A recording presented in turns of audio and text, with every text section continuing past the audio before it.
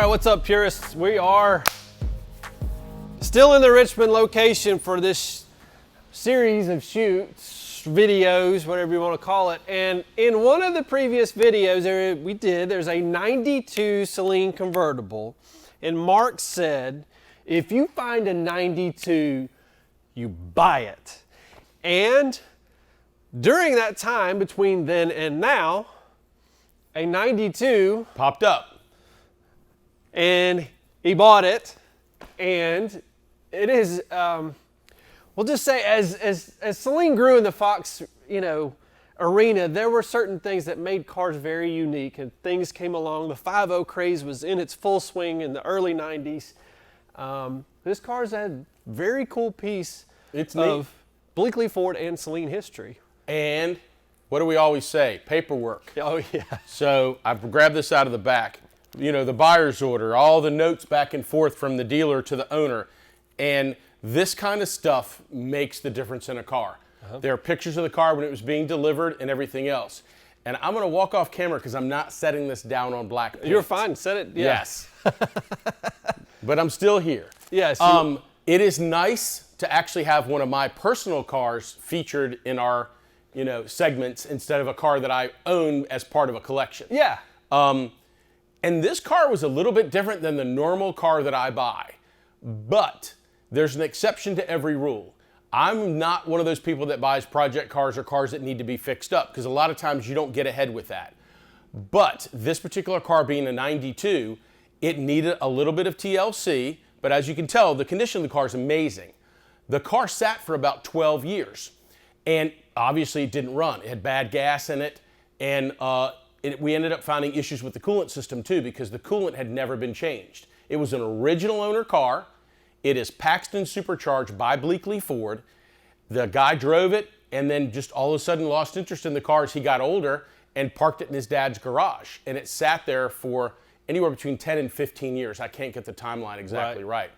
And we shipped it to us from the Midwest, not running, and kind of didn't know what we were getting into. But again, if you find a 92, it's worth the time and effort. So went through the cooling system, went through the fuel system, and got the car running. And haven't driven it much because being a black car in the summertime, it's not much fun to drive.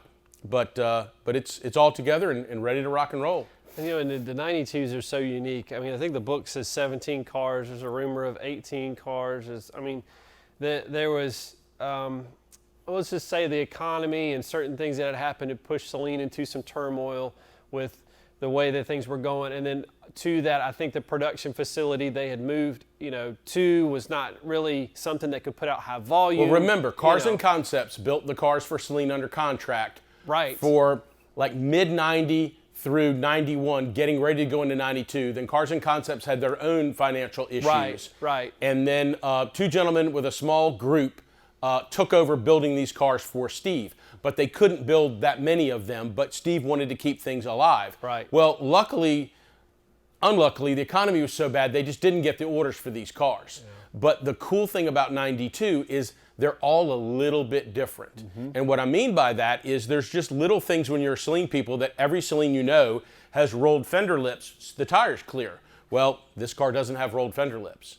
The other thing is, the company that made the cars for Saleen in the beginning was called Saleen Enterprises.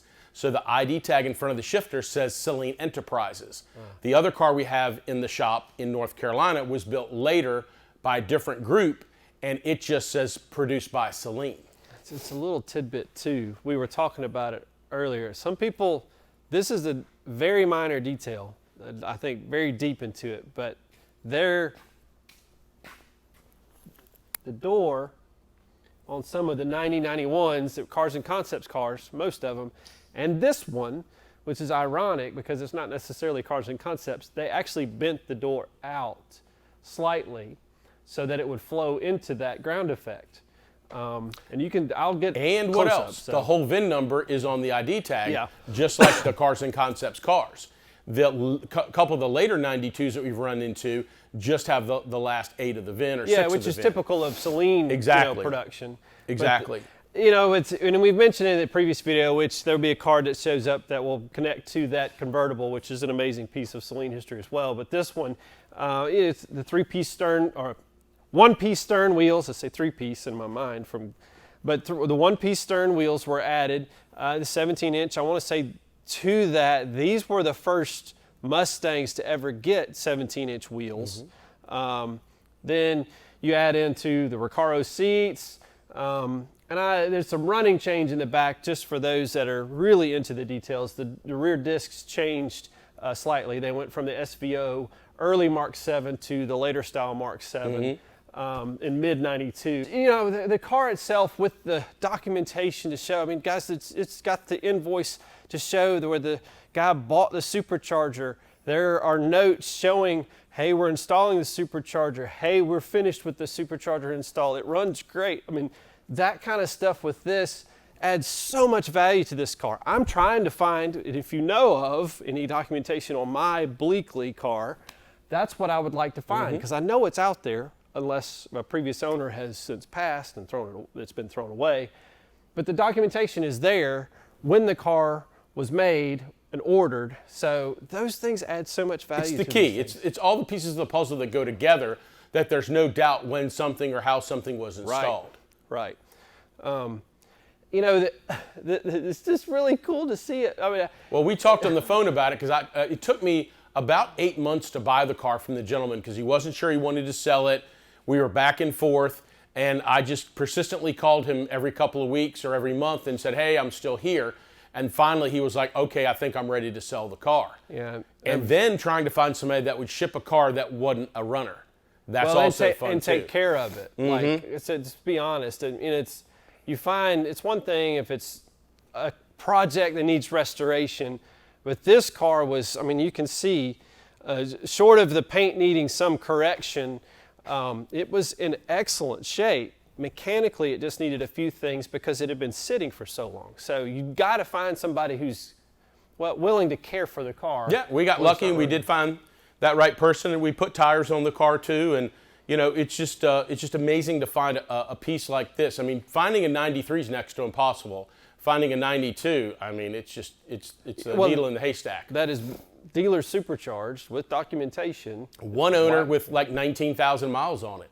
Yeah, it's just crazy. Yep. Man. But I'm glad it was here for you to actually see it, because I know we talked on the phone about it plenty of times. Yeah, I love black cars. This car's beautiful. Congratulations. Thank you. Appreciate your help. Yeah, no problem. Not at all. And guys, thanks so much for watching. Appreciate it. Stay tuned for more from the PAS collection and Mark's personal car.